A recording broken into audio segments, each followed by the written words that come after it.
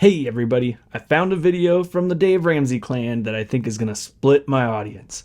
Some people may appreciate what I have to say, some people may not. My wife hasn't actually checked this out yet, so hopefully that doesn't cause any problems.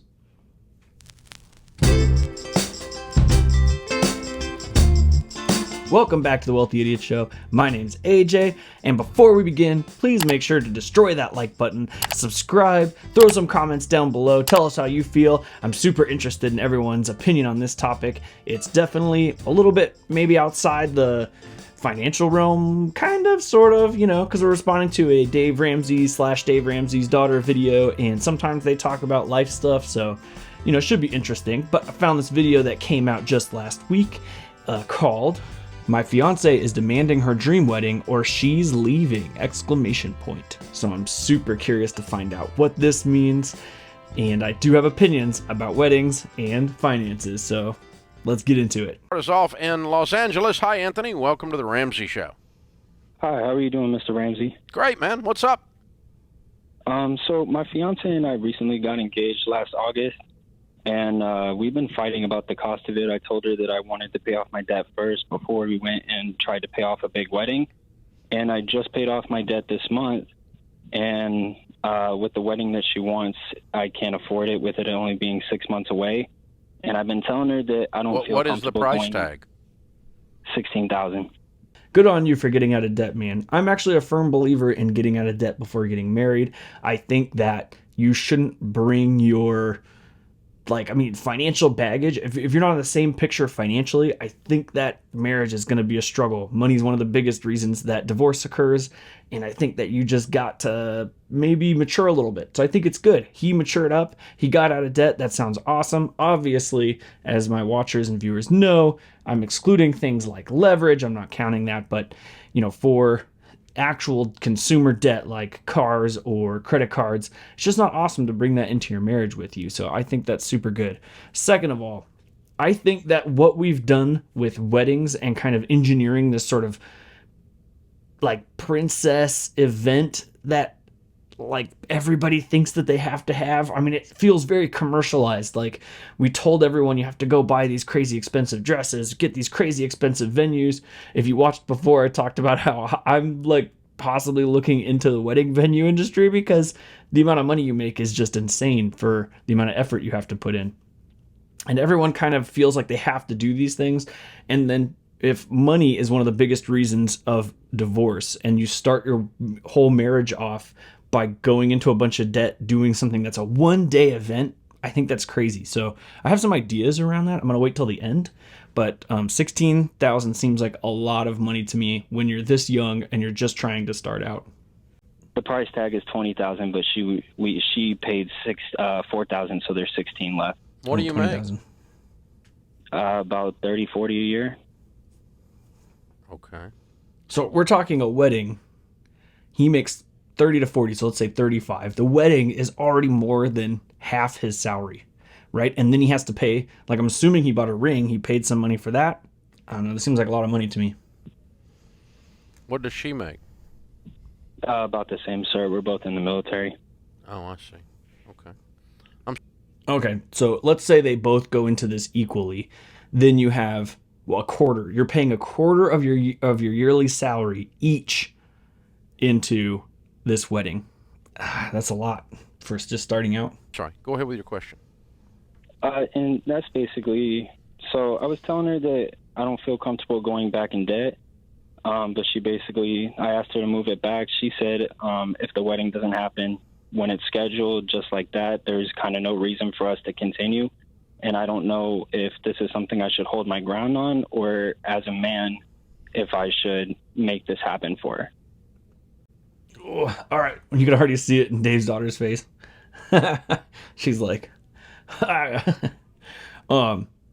would even before they answer, if he would have pulled me to the side and been like, "Can I ask you this question? Let me buy you a cup of coffee."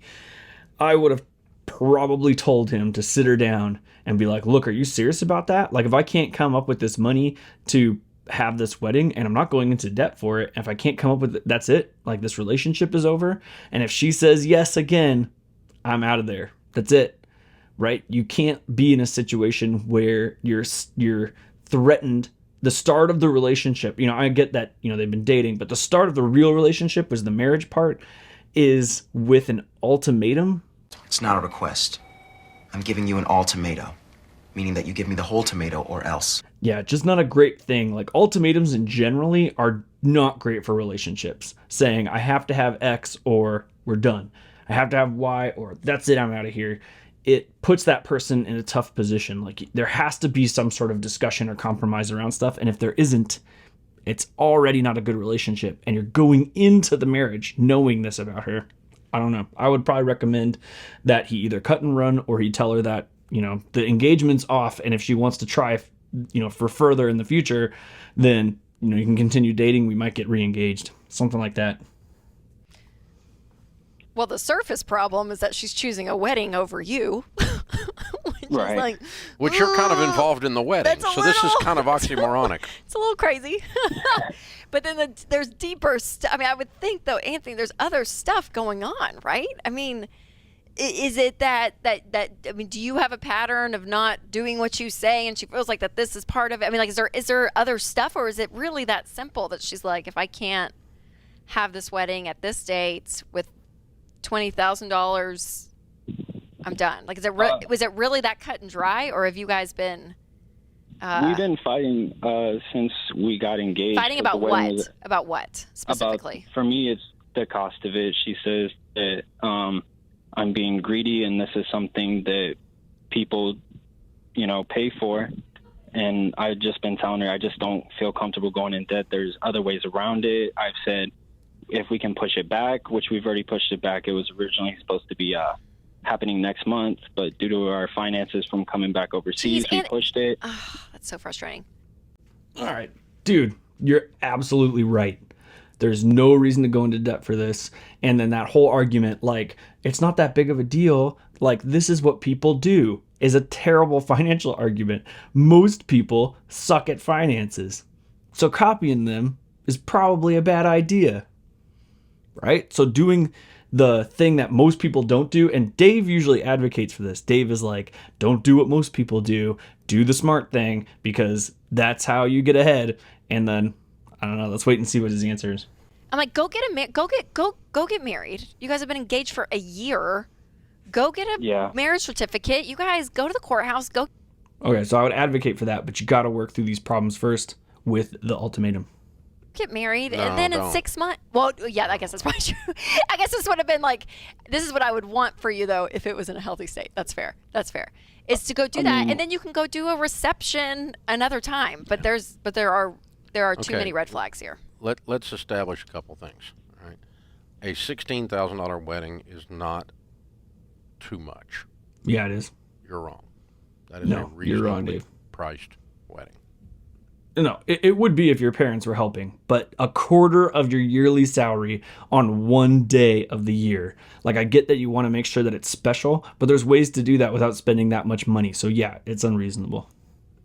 And yes, sir. But you are right to say I'm not willing to borrow money to do it, and I don't make a lot of money. It's going to take me a while to scratch that together.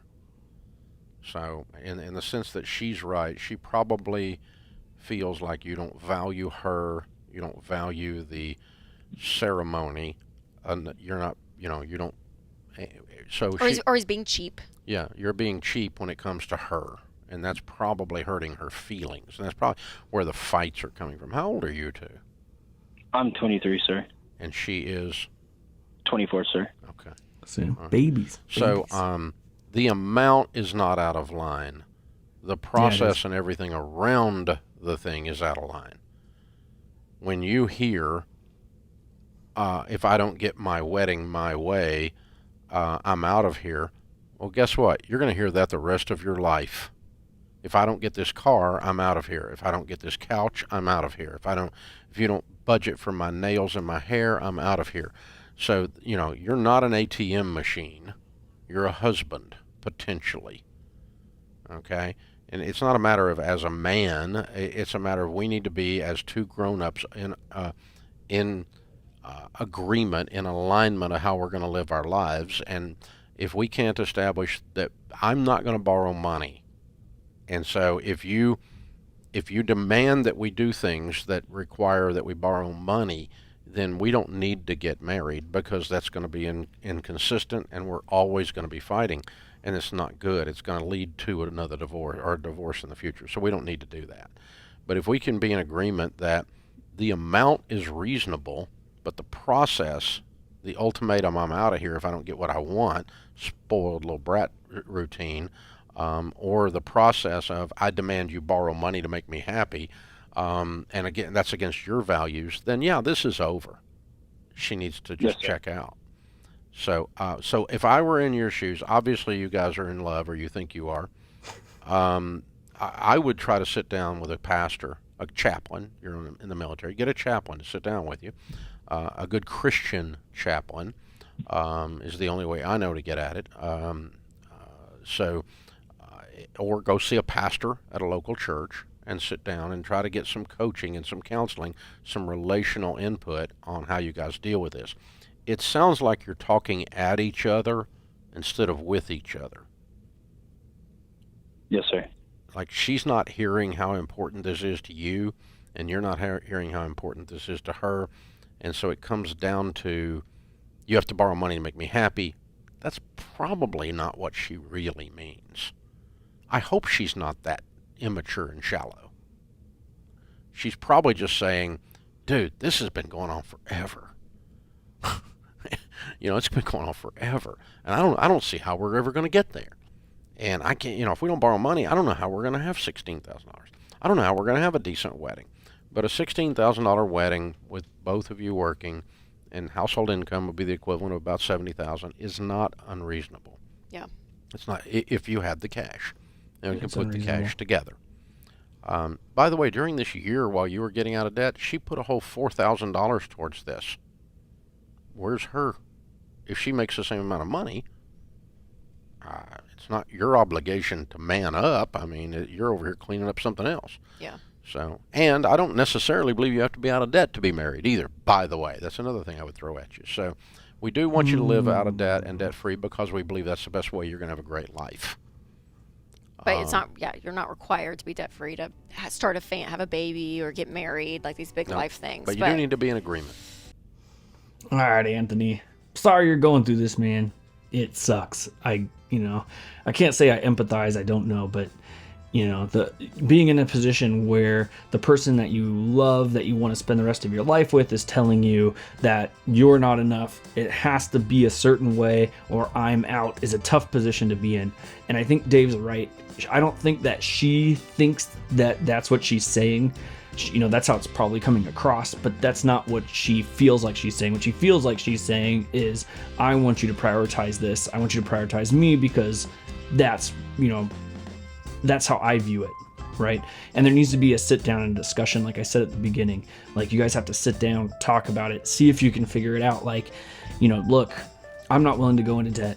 Money is one of the biggest things that breaks apart marriages, especially at the beginning, because people aren't on the same page. We need to have similar goals financially, and they have to be things like getting out of debt, staying out of debt, being smart, investing, looking towards the future. And if you can't see that that's more important than a single day, like, it's going to be a really tough time getting through. Now, I disagree with Dave Ramsey. $20,000 wedding on $80,000 on the max cap of their salary is too much. It's a quarter of your yearly income in Los Angeles. It's not like they're living someplace where that's a lot of money. They're living in Los Angeles, California. 40 grand a year is nothing. They've got no money, and they're going to turn around and spend $20,000 on a wedding. It's crazy. So here's my idea. And, I doubt Tony's fiance is going to go for this one, but, maybe. I don't know. Go get married real simply. Go, to a courthouse, get a pastor friend, do something real cheap and easy in a location that doesn't cost you any money. Then later that day, or even on a totally separate day, wear your dress, wear your tuxedo, and go to a fancy dinner where everybody who comes pays for their own food. No reason for you to go into a crazy amount of debt for these people who can all pay for themselves. You see what I'm saying? everyone can pay for their own food. You could do a catered event. Everyone pays. You all do the thing at some location. You still dress up. Maybe go someplace with a dance floor. You could still go dance and have a good time.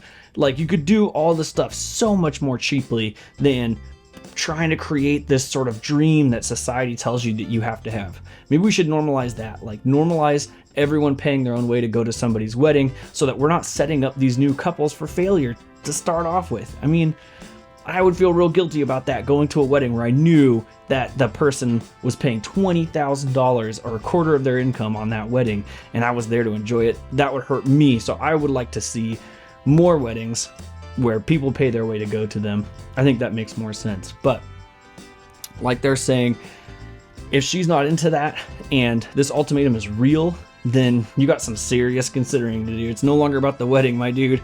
It's now about, how do we get through this as a relationship, as a couple? Can you now? Because like Dave said, everything is going to become an ultimatum. You have to do this or else I'm out of here. And that is one of the worst relationship things you can do. If you're starting out with, I'm not compromising here because this thing is more important than you, is the message that comes across. And if she can't see that when you sit down and talk to her, it might be time to move on, right? I know that that's tough to hear because I'm sure that you're super in love, but that might be what it is. So anyways, I hope I didn't totally divide my audience on this one. I know my opinions are a little bit more radical, even than Dave this time, which I thought was pretty incredible.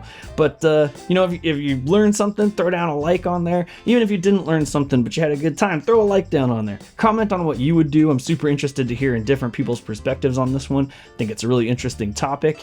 And don't forget to check out wealthyidiots.com, where we have news, tools, financial tools. All of our stuff is getting posted on there, so you don't miss anything. So head on over to that website, and we'll see you guys next time.